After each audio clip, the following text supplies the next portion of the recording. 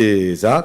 내재하시는 그리스도 한 몸 두 속성 세 단계 네 원천 다섯 원리. 우리 네 원천 두 번째 구절입니다. 다 같이 한번 해보겠습니다. 시작. 네 원천 디모데후서 3장 16절. 모든 성경은 하나님의 영감으로 된 것으로서 교훈과 책망과 바르게 함과 의로 교육하기에 유익합니다. 디모데후서 3장 16절. 우리는 지성 감정, 경험 전통도 중요하지만 그것 위에 하나님의 말씀이라는 최고의 권위의 원천을 가져야 된다. 이것을 기억하면서 우리 이 구절을 암송했으면 좋겠고요. 그런데 하나님의 말씀이 우리에게 주는 것이 크게 세 가지가 있다고 우리 디모데후서 말씀이 저와 여러분에게 말씀해주고 있습니다. 우리 15절부터 17절까지를 한번 같이 한번 읽어보겠습니다. 시작. 그대는 어려서부터 성경을 알고 있습니다. 성경은 그리스도 예수를 믿는 믿음으로 말미암아 그대에게 구원에 이르는 지혜를 줄 수 있습니다. 모든 성경은 하나님의 영감으로 된 것으로서 교훈과 책망과 바르게 함과 의로 교육하기에 유익합니다. 성경은 하나님의 사람을 유능하게 하고 그에게 온갖 선한 일을 할 수 있게 하는 것입니다. 아멘, 아멘. 우리 성경이 우리에게 뭘 준다고 되어 있습니까? 첫 번째, 그죠? 성경은 저와 여러분에게 먼저 구원에 이르게 하는 지혜, 구원의 길을 열어주더라. 그죠? 저와 여러분 성경 말씀을 통해서 구원의 복음을 듣고 하나님의 자녀가 되었습니다. 그 다음에 성경은 뭘 준다고요, 우리에게? 교훈과 책망과 바르게 함과 의로 교육함. 이게 뭐예요? 우리가 구원받고 난 뒤에 마땅히 살아가야 될 그 삶의 길이 무엇인지 그것을 우리에게 알려주는 거죠. 그리고 뿐만 아니라 세 번째로 성경 말씀은 우리를 유능하게 하고 어떻게 유능하게 해주시는 건가요? 하나님께서 우리에게 말씀해 주신 그대로 살아갈 수 있도록 할 수 있게 하는 능력을 주신다. 이렇게 말씀해 주고 있는 것을 보게 돼요. 여러분, 성경 안에 구원의 길이 있습니다. 구원받은 사람들이 어떻게 살아야 될지 삶의 길이 나와 있고요. 그리고 그 삶의 길을 걸어갈 수 있는 힘과 능력도 바로 성경 말씀을 통해서 우리에게 주어진다. 이렇게 말씀해 주고 있잖아요. 우리 삶 공부 지금은 이제 시즌이 시작되었는데 나는 아직까지 삶 공부에 등록을 못했어요. 그런 분들은 길이 있습니다. 확신의 삶 1대1. 그 다음에 하나님을 경험하는 삶 1대1. 이건 아무나 못해요. 목자님, 목녀님들만 할 수 있는 공부입니다. 초혼지기님과 더불어서. 그래서 우리의 참 하나님의 말씀을 붙잡고 사는 그런 삶의 축복이 풍성하게 넘쳤으면 좋겠습니다. 자, 우리 금주의 신약교회로 같이 한번 해보겠습니다. 시작. 사연이 있겠지. 그럴 수도 있지. 자, 이번 추석 명절에 좀 써보셨는지 모르겠어요. 열받는 일 없었어요? 이 가족이 만나면 항상 좋아야 되는데, 그죠? 열받을 때도 많이 있어요. 그죠? 그때 사연이 있겠지. 그럴 수도 있지. 이렇게 참 속으로 말하면서 이겨내셨을 거다. 이렇게 생각이 들고요. 우리 평생 살아가면서 내 속에서 뭔가 이렇게 팍 치밀어 올라올 때 사연이 있겠지. 한번 속으로 한번 이야기를 해보세요. 그럴 수도 있지. 한번 이야기해 보세요. 그러면 우리의 삶이 훨씬 더 풍요로워지고 우리의 관계가 훨씬 더 아름다워질 거다. 왜냐하면 이 사랑이라는 거 있잖아요. 사랑이라는 거. 이게 출발점이 뭐냐면 상대방이 이해가 될 때 내가 이 사랑하는 마음이 생겨나기 시작하거든요. 이 출발점이 그거예요. 그래서 내가 아니 어떻게 그럴 수가 있어? 막 이러면 이제 그때부터 관계의 악순환이 일어나는데 그렇게 하지 않고 사연이 있겠지. 그러고 난 뒤에 어떤 사연이 있을까? 이렇게 생각하기 시작하면 이제 우리 관계가 점점 풍성해지는 참 그런 아름다운 그런 행복의 길이 열릴 거다. 이렇게 생각하시면서요. 자, 이제 한번 생각해 보세요. 추석 중에 열받은 순간, 그때 그 순간을 상상하시면서 에이 내가 그때 이렇게 한번 말해볼 걸. 시작. 사연이 있겠지. 그럴 수도 있지. 틀림없이 사연이 있어요. 왜냐하면 나도 사연이 있어서 행동하는 게 참 많거든요. 그죠? 틀림없이 그럴 수 있습니다. 나도 참 다른 사람 보기에 어떻게 그럴 수 있어. 그런 일들을 나도 할 때가 있잖아요. 우리 형제 자매들 향해서 사람 왜 저래 저 사람? 차 타고 가다가 가끔 나도 그래. 오늘야 이분 참 운전 대단하게 하시네. 어떻게 이럴 수가 있지? 사연이 있어서 그럴 거다. 그럴 수도 있다. 이렇게 생각하면 좋겠습니다. 자, 이제 이 그림 우리 생각나시죠? 그죠? 우리 하나님을 경험하는 삶의 7가지 실체 같이 한번 읽어보겠습니다. 시작. 하나님은 항상 당신의 주위에서 일하고 계십니다. 하나님은 당신과 실제적이고 개인적이며 지속적인 사랑의 관계를 추구하십니다. 하나님은 당신이 그분의 일에 참여하도록 당신을 초청하십니다. 하나님은 하나님 자신과 자신의 목적과 길을 보여주기 위하여 성령님에 의해 성경, 기도, 환경과 교회를 통해서 말씀하십니다. 하나님의 부르심은 항상 당신을 믿음의 갈등으로 몰아넣고 결단과 그에 따른 행동을 요구합니다. 당신은 하나님의 역사에 참여하기 위해서 당신의 인생을 하나님의 뜻에 맞게 조정해야 합니다. 당신이 하나님께 순종하고 하나님이 당신을 통해서 그분의 일을 성취함으로 말미암아 당신은 경험으로 하나님을 알게 됩니다. 이건 이제 그림 보면 딱 이게 생각이 나야 되는 거예요. 자, 그래서 우리가 이것을 공부한 목적이 뭐였냐면 적어도 일주일에 한 번은 내 하나님을 경험하는 삶 일기를 쓰면서 하나님께서 어디에서 일하고 계셨고 그리고 또 거기에 나는 어떻게 반응했고 그리고 하나님을 내가 어떻게 경험했는지를 한번 돌아보는 시간이 있었으면 좋겠다 생각하시죠, 그죠? 하나님의 관심이 사람들에게 있기 때문에 내가 만난 사람들을 한번 떠올려 생각해 보면 이들 가운데서 하나님께서 일하셨구나. 그것을 우리가 볼 수 있을 때가 있는 거죠. 항상 하나님께서 우리를 초청하시면 갈등이 생기니까 내가 언제 갈등했던가 이걸 생각해 보면 하나님께서 어떻게 나를 어떤 일에 불러주시고 끼워주셨는지 우리가 그것을 찾아볼 수 있는 거죠.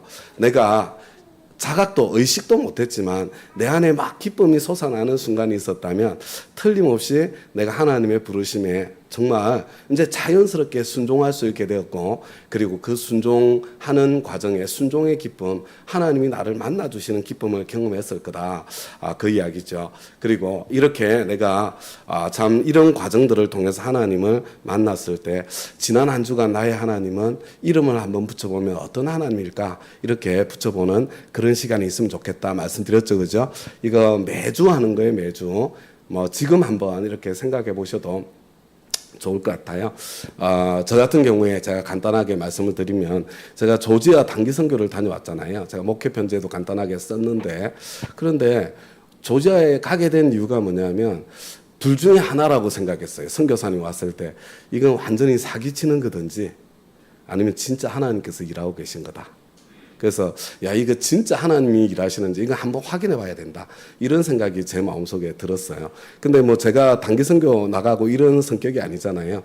그래서 우리 선교위원회에다가 한번 교제를 해보시고 한번 하나님 정말로 일하시면 여기에 우리를 초청하시는 걸 텐데 한번 생각해 보세요. 그래서 연결을 했어요.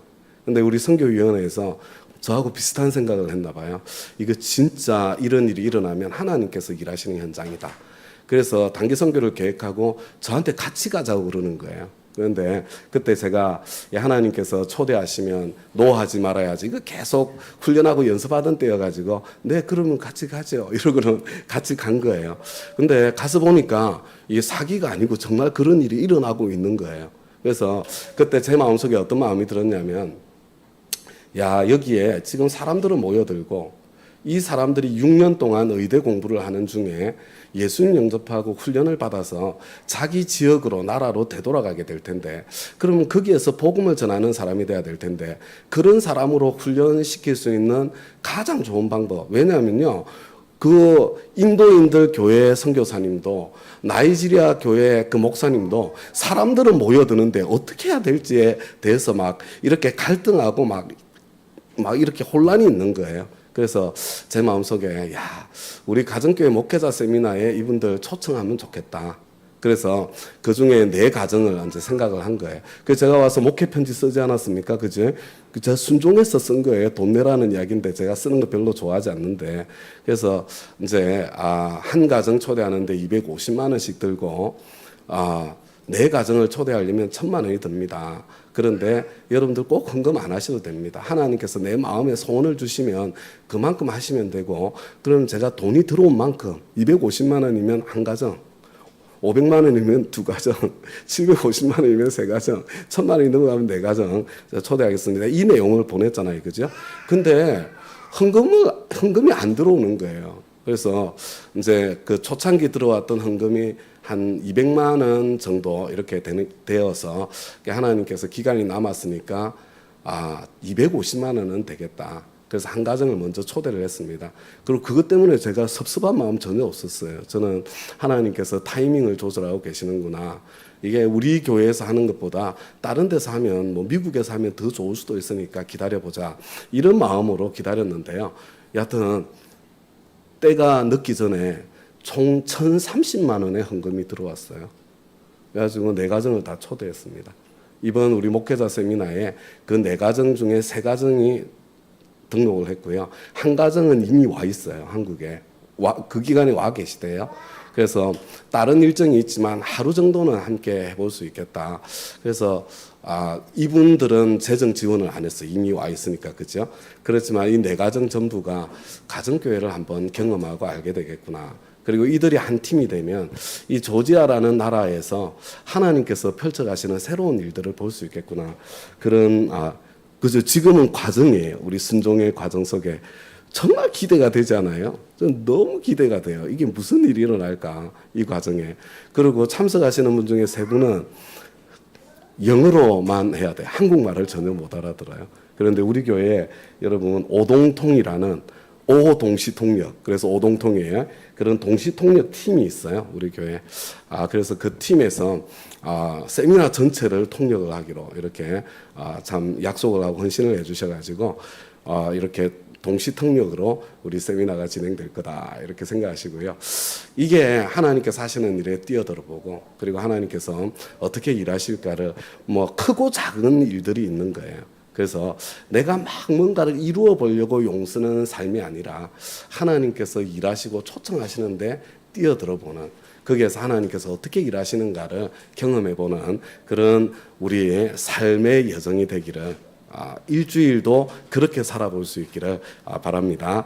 자, 우리 그래서 여기까지 하고요. 자, 이제 오늘 우리 이야기를 나누도록 하겠습니다. 우리 기도의 삶 암송성구를 가지고 함께 말씀을 나누고 있는데요. 기도의 삶 암송성구가 총 13개예요. 그래서 13개의 제목만 기도에 대해서 우리가 이것들을 공부하겠구나, 함께 나누겠구나, 이걸 생각하면서요. 제목만 13개 읽어보겠습니다. 시작. 반드시 응답하신다. 하나님과 사귄다. 나의 기도를 들으신다. 반드시 약속을 지키신다. 감사할 수 없을 때에도 감사하라. 예배는 기도다. 함께 기도하라. 입으로 고백하라. 간구하라. 기도 응답이 없을 때에 염려는 기도로의 초대다. 예수님께서 명령하신 기도, 하나님께서 찾으시는 사람, 기도의 사람. 마지막 우리 이 13가지를 얼마 동안 한다고 그랬어요? 얼마 동안? 우리는 26주 동안 한 제목에 2주씩, 그죠? 우리 그렇게 해서 시작했고요. 우리 지난 2주 동안 반드시 응답하신다, 이 구절을 함께 나눴어요. 그죠? 자, 다 같이 한번 읽어보겠습니다. 시작. 반드시 응답하신다. 요한일서 5장 14절. 그를 향하여 우리의 가진 바 담대함이 이것이니 그의 뜻대로 무엇을 구하면 들으심이라. 요한일서 5장 14절. 그죠? 이거 가지고 우리 뭐 했던 거 기억나세요? 기억이 안 나요? 안 나도 괜찮아요. 감사해요. 막 이렇게 기억이 안 나도 되는데요. 우리 콩나물 시루에다가 그죠? 물을 부으면 쭉 다 빠진 것처럼 보여도 콩나물이 쑥쑥 자라잖아요. 그죠? 이런 까먹었다고 너무 좌절하지 마시고요. 그렇지만 그래도 우리 암송을 하는 이유가 뭐냐면 그냥 암송으로 지나가는 게 아니라 그의 뜻대로 이게 뭐였지? 이걸 생각하면서 우리가 함께 묵상하고 나누었던 것을 기억하기 위해서다. 뭐가 생각나세요? 그의 뜻대로. 우리 성장의 단계에 따라서 하나님의 뜻이 달라지더라. 내 믿음의 성장 단계에 따라 내가 그래서 내가 다음 단계로 성장하고 있기 때문에 기도 응답이 안 오는 것처럼 느껴질 때가 있었구나. 하나님 뜻이 달라졌어. 내가 성장하면 뭐 이것도 했고요. 그 다음에 또 뭐 했어요? 우리가 하나님이 누구신지를 알아야 하나님의 뜻을 오해하지 않고 잘 분별할 수 있다, 이 이야기를 했죠. 그죠? 그래서 하나님은 생명의 삶에서 배웠던 거, 하나님은 영이시다. 하나님은 빛이시다. 하나님은 사랑이시다. 그러니까 하나님 영이시니까 어때요? 우리의 동기에 관심이 많으세요. 여러분, 내 입으로 떠드는 게 아니라 내 내면의 동기에 관심이 많으신 거예요. 하나님 빛이시다. 그래서 어쨌다고요? 죄의 길에서 죄의 동기로 구하는 것은 하나님께서 주실 수가 없어요. 하나님은 사랑이시다. 그래서 어쨌다고요? 하나님은 우리가 진짜 잘되고 행복하기를 원하시고 혼자 행복하기를 원하시는 것이 아니라 사랑은 공동체가 점점 커져가는 거거든요. 공동체가 다 행복해지기를 원하신다. 그래서 하나님께서 내 동기가 참 어둠의 동기, 막 복수심 뭐 이런 거 있잖아요. 아니면은 뭐 내가 여하튼 그러면은 사랑의 공동체가 안 생기거든요. 하나님께서 뭐라고 그러신다고요? 내가 기도했는데 야, 안 돼. 너한테 그거 줄 수 없어. 근데 안 주시겠다는 거예요? 아니요. 네가 때가 돼야 돼. 기다려. 조금만 더 기다려. 그러면 그때 줄 거야. 여러분, 때가 되어서 저와 여러분이 받아야 나도 행복해지고 공동체도 행복해지는 거거든요. 그래서 우리 반드시 응답하신다. 노도 하나님의 응답이고 웨이트도 하나님의 응답이다. 그리고 하나님께서 no wait 이렇게 말씀하실 때는 뭐라고요? 내가 성장을 위한 기다림의 기간이라는 거. 조금 더 기다려라. 너 다음 단계로 성장해야 돼. 그렇게 말씀하시는 것이라는 것을 저와 여러분 잊지 않았으면 좋겠습니다. 자, 우리 오늘 요한일서 1장 3절 하나님과 사귄다 이렇게 되어 있잖아요. 이 구절을 함께 우리 살펴보도록 그렇게 할게요. 같이 다시 한번 읽어볼게요. 시작. 하나님과 사귄다. 요한일서 1장 3절. 우리가 보고 들은 바를 너희에게도 전함은 너희로 우리와 사귐이 있게 하려 함이니 우리의 사귐은 아버지와 그의 아들 예수 그리스도와 더불어 누림이라. 이렇게 되어 있죠. 그죠? 여러분 이 구절을 한번 잘 보세요. 자, 여기 보니까 이렇게 되어 있죠. 우리가 보고 들은 바를 너희에게도 전함은 이게 뭐예요? 자, 보고 들은 바를 막 다른 사람에게 전해요. 이게 뭐예요? 이게 뭐예요? 전하는 게. 이게 전도예요, 전도. 여러분, 우리가 영혼 구원하고 제자 삼으려고 애를 쓰고 있잖아요. 우리가 지금 영혼 구원하고 제자 삼으려고 노력하는 이유가 뭐라고요? 성경 말씀을 보니까 사귐이 있게 하려고 그런다는 거예요, 사귐. 사귐은 사랑의 관계잖아요, 그죠? 여러분, 전도의 목적이 영혼 구원에서 제자 삼는 그 목적이 사귐에 있대요. 사귐에. 공동체, 사랑의 공동체가 만들어지는 데 있다는 거예요. 그러면서 한마디 뭐라고 그랬냐면 우리의 사귐은 우리의 이 교제는 아버지와 그의 아들 예수 그리스도와 더불어 누림이라 이렇게 되어 있는 거예요. 그러니까 우리의 이 사귐은요. 하나님과의 사귐 그리고 하나님과의 교제 이것을 넘어서 점점 더 풍성해져서 공동체 안에서의 그 사랑의 관계 이게 신앙생활의 전부라는 이야기예요. 신앙생활의 전부. 그죠? 신앙생활에 제일 중요한 게 뭐예요? 생명의 삶에서 관계다. 우리 하나님께서 추구하시는 게 뭐예요? 하나님께서는 개인적이고 실제적이고 지속적인 사랑의 관계를 추구하십니다. 이게 전부예요. 사귐을 추구하는 거예요. 그죠? 그래서 신앙생활의 핵심이 관계고 사귐이구나. 그러니까 기도의 목적도 뭐예요? 기도의 목적도 이거 사귐이구나. 관계구나. 여러분 이 기도가 하나님과의 사귐이 그 중심의 목적이라는 거 그걸 놓치지 않고요. 그래서 우리 오늘 전체 구절을 한번 살펴보려는 거예요. 여러분 요한일서에 보니까 이렇게 돼 있죠. 이 글은 생명의 말씀에 관한 것입니다. 이 생명의 말씀은 태초부터 계셨고요. 무슨 느낌이 들어요? 요한복음을 읽는 것 같죠. 태초에 말씀이 계시니라. 이 말씀이 하나님과 함께 계셨으니 이 말씀은 곧 하나님이시니라. 그랬는데 이 있잖아요. 생명의 말씀을 우리가 들었고 눈으로 보았고 그것을 또 지켜보았고 그 다음에 손으로 만져보았습니다. 이렇게 이야기를 하는 거예요. 자, 그 다음에 이 생명이 나타나셨습니다. 예수님 말씀이 육신이 된 거잖아요. 우리가 그것을 보았습니다. 그래서 어떤 말씀이에요? 어떤 말씀? 지금 예수님을 보았고요. 지켜보았고요. 그리고 또 예수님에 대한 이야기를 들었고요. 예수님의 말씀을 들었고요. 그리고 예수님을 만져보기도 했어요. 우리는 예수님과 사랑의 관계를 이미 경험했습니다. 그죠? 그래서 우리는 이 영원한 생명을 여러분에게 증언하고 선포합니다. 우리가 이미 경험한 우리 주 예수님과의 사랑의 관계를 여러분들에게도 전하고 싶어서 우리가 영혼 구원하고 제사 삼으려고 지금 용을 쓰고 있습니다. 이렇게 돼 있는 거죠. 그러면서 아까 우리 3절 말씀 봤죠. 우리가 보고 들은 바를 이 예수님을 전하는 이유가 뭐냐면 우리 안에 사랑의 관계가 생기기를 바라는데 우리 사랑의 관계는 예수님과 함께하는 하나님과 함께하는 관계예요. 그런데 중요한 게 이거예요. 우리가 이 글을 쓰는 것은 우리가 이렇게 애를 쓰고 노력하는 이유가 뭐예요? 여러분 보니까 서로의 기쁨이 차고 넘치게 하려는 것입니다. 여러분 무슨 이야기냐면요. 신앙생활의 핵심이 뭐라고 그랬어요? 기도의 핵심이 뭐라고 그랬습니까? 하나님과 그리고 우리 공동체 안에서 사랑의 관계라고 이야기를 했잖아요. 그죠? 그런데 이 관계의 열매가 뭐예요? 열매가 여러분 이 사랑의 관계가 있을 때 그게 열매로 나타나는 게 뭐라고요? 기쁨이라고요. 기쁨. 이게 무슨 이야기냐면 여러분 내 신앙생활의 기쁨이 사라졌어. 무슨 이야기예요? 여러분 신앙생활하는 거 기쁘세요? 기도하는 거 즐거우세요? 목장하는 거 즐거우세요? 그 안에 기쁨이 있습니까? 이거 한번 돌아보라는 거예요. 만약에 내 기도 생활에 기쁨이 사라졌어. 내 목장 생활에 기쁨이 사라졌어. 나의 예배에 기쁨이 사라졌어. 나의 뭐 이렇게 여러 종교 활동이 있잖아요. 그게 뭘 이야기하는 거예요? 기쁨이 사라졌다는 것은 사귐이 끊어졌다는 걸 이야기하는 거예요. 신앙생활의 목표가 이 사귐이고 관계인데 그게 끊어졌다는 걸 이야기하는 거예요. 여러분 우리는요 하나님과 사랑의 관계 없이도 얼마든지 종교 활동을 할 수 있어요. 예배도 잘할 수 있고요. 목장도 잘할 수 있고요. 뭐든지 다 잘할 수 있어요. 기도도 오래 할 수 있어요. 그런데 혹시 저와 여러분의 신앙생활 가운데 특별히 나는 기도가 너무 힘들다. 나는 기도가 지루하다. 기도가 괴롭다. 그렇다면요. 내가 지금 기도는 하고 있는데 하나님과 사귐 가운데 하고 있지는 않아요.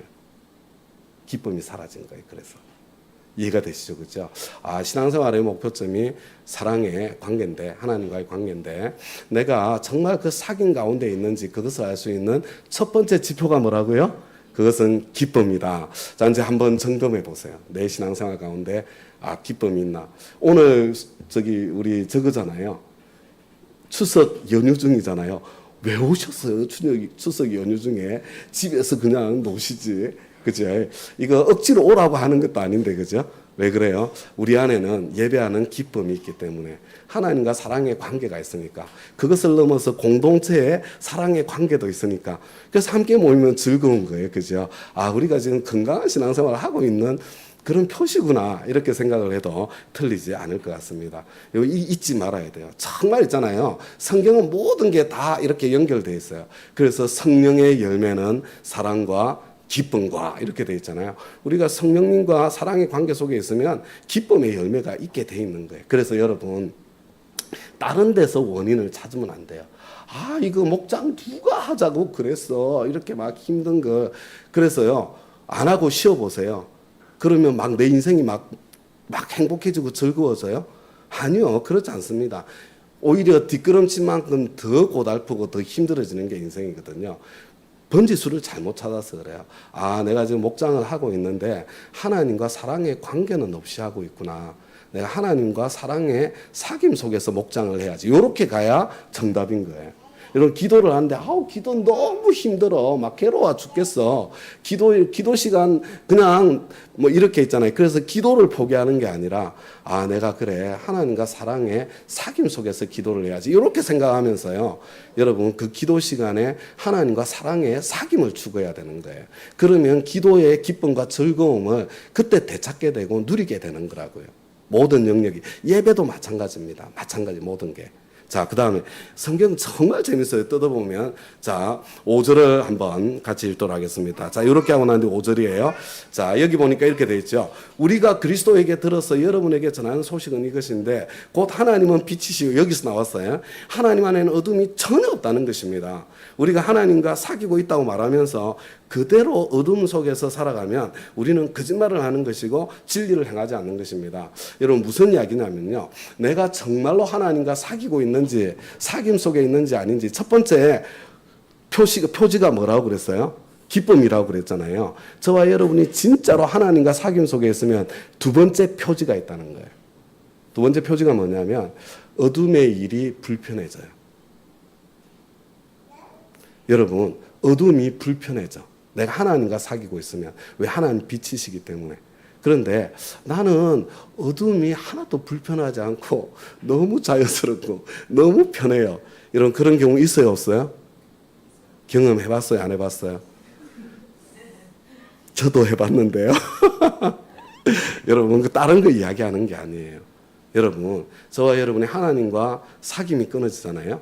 그러면 이 어둠의 일들이 그냥 편하고 자연스럽게 느껴지는 거예요.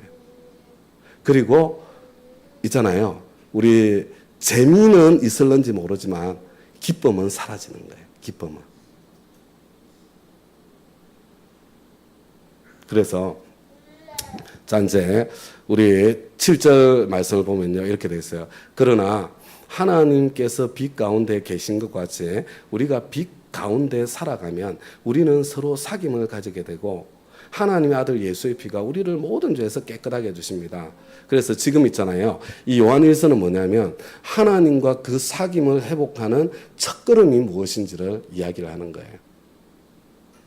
근데 여러분, 우리가 하나님과 사귐을 회복하는 첫걸음이 뭐냐면 빛 가운데 살아가는 거래요.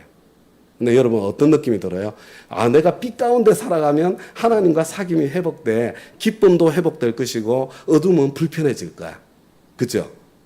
근데 어떤 생각이 드세요? 근데 우리가 한 가지 오해하는 게 뭐냐면요. 내가 빛 가운데 사는 삶이 완전하게 사는 삶일 것이라고 자꾸 오해를 하는 거예요. 여러분, 그게 아니고요. 그래서 지금 빛 가운데 사는 삶을 설명을 해주는 거예요. 우리가 죄가 없다고 말하면,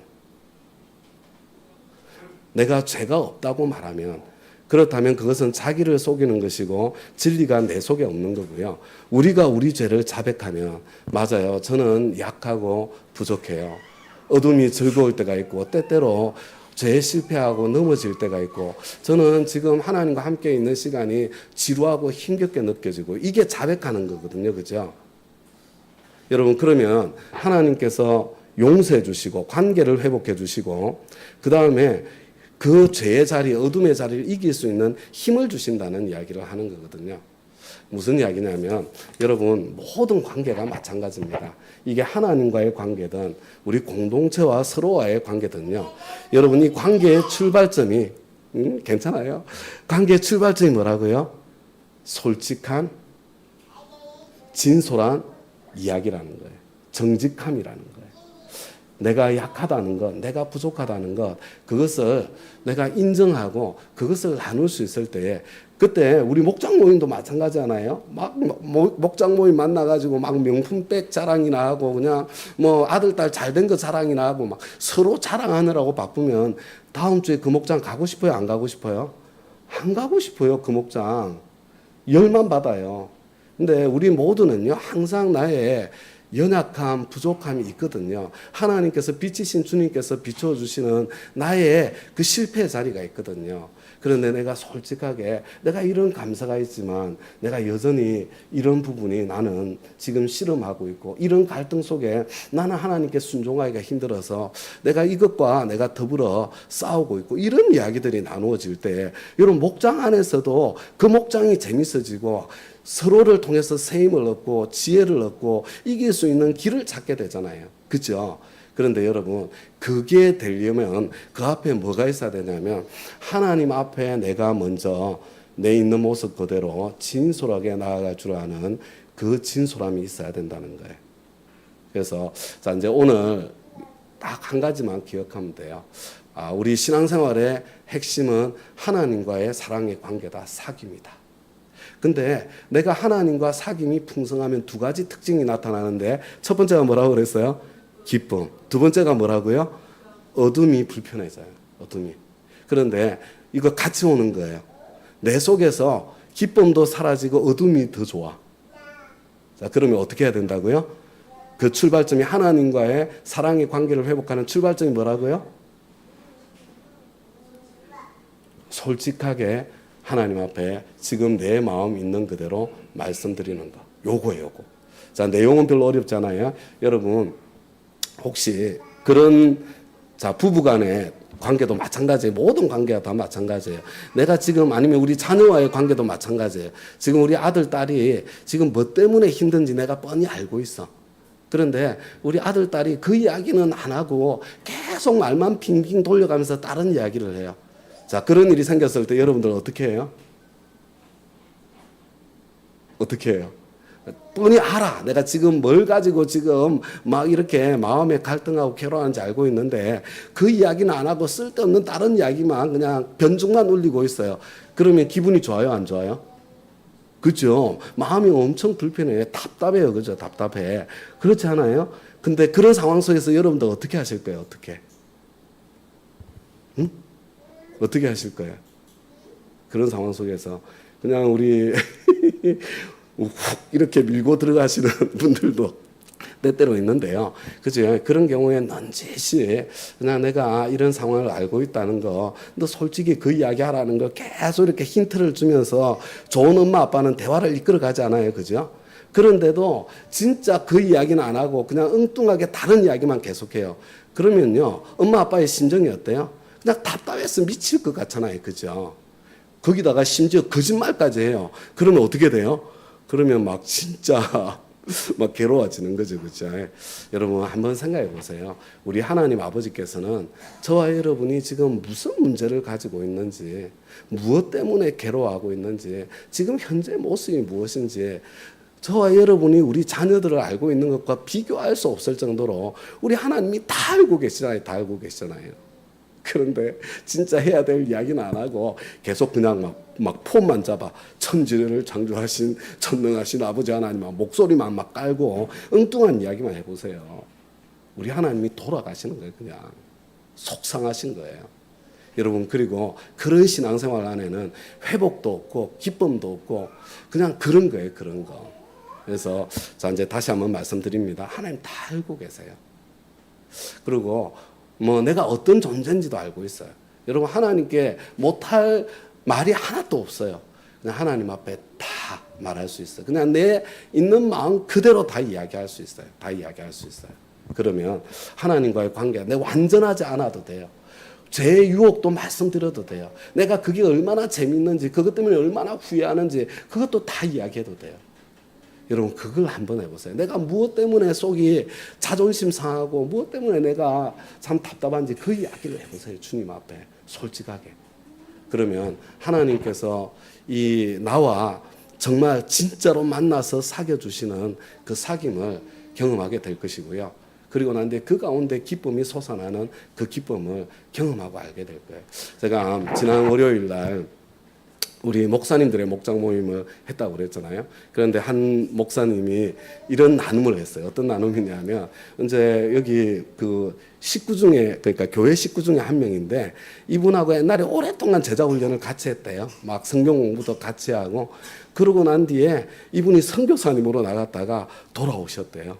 근데 이제 확신의 삶 1대1을 하라고 제가 우리 지역 모임에서도 굉장히 목사님들을 막 괴롭히고 쪼우거든요. 근데 이분이 막 이분하고 1대1을 하려고 생각하니까 벌써 30년을 같이 시간을 보낸 사람인데 확실한 사람 1대1을 해가지고 야 무슨 이야기를 할까 너무 부담스럽고 힘들더래요. 그래서 야 이거 1대1로 하지 말고 다른 목사님들하고 같이 해서 그룹으로 할까 온갖 고민을 다 하다가 그래도 목자님이 1대1로 하라고 했으니까 1대1로 하자 마음을 굳세게 먹고 이 사람하고 1대1을 시작을 했대. 이분하고. 그런데 너무 재밌대요. 왜냐하면 이분하고 이제 1대1로 하게 되니까, 그죠? 1대1로 한다는 게 이게 사실은 뭐 쉽지 않을 수도 있어요. 그죠? 그리고 이제 본인이 이렇게 밑줄 친 거 가지고 그냥 서로 나누는 거잖아요. 근데 이분이 자기의 어떤 그 현재 상황 속에 솔직한 현재 일들을 나누기 시작하니까 그 나눔이 너무 재밌다는 거예요. 본인도 그렇고 내가 그렇게 염려하고 참 고민을 했는데 실제로 너무 재밌대요. 지금 해나가고 있는 중에. 그러면서 이분이 이렇게 이야기를 했답니다. 이 자기 그 1대1로 하고 있는 그 선교사님 갔다가 돌아오신 그분 있잖아요. 그 교인. 뭐라고 그랬냐면 야 너하고 나하고 30년을 알고 지내고 함께 성경 공부도 하고 그랬는데 진짜 사귐은 진짜 마음의 대화는 이번에 처음 하는 것 같다. 그렇게 이야기를 하면서 그 즐거움의 시간을 보내고 있다는 거예요. 이건 하나님과도 마찬가지고요. 여러분, 우리 자녀와의 관계도 마찬가지고요. 부부 관계도 마찬가지고요. 여러분, 모든 관계가 다 마찬가지입니다. 목장도. 다른 것에서 시작되는 것이 아니라, 여러분, 원래 우리는 약한 존재잖아요. 약한 존재. 뭐 대단해요. 별 볼일 없어요. 다. 사실은 그 하나님 앞에서 정말 저와 여러분이 하나님 앞에 딱 서서 보면요. 사람일 뿐이에요. 그냥 나의 진짜 내 하나님 앞에서 씨름하고 갈등하고 하는 그 이야기들, 이야기들이 진솔하게 먼저 하나님과 나누어져야 사람과 할 수 있습니다. 그 이야기. 신앙생활이 행복해지고 공동체 생활도 더 밝아지고 행복해지는 기쁨을 누리게 되는 그 일이 일어나게 될 거예요. 그 일들을 우리 그냥 기도는 이거 하는 거잖아요. 그죠? 그냥 들은 이야기로 끝나지 않고 실제로 그것을 경험하는 그런 저와 여러분의 기도 생활 다 되시기를 우리 주님의 이름으로 부탁드립니다. 자, 10절 말씀을 보시겠습니다. 시작. 우리가 죄를 지은 일이 없다고 말하면 우리는 하나님을 거짓말쟁이로 만드는 것이며 하나님의 말씀이 우리 속에 있지 아니합니다. 여러분, 내가 어느 단계에 왔든지요. 지금 신앙의 여정에 지금 여기서 이거 쓰는 사람이 누구예요? 이거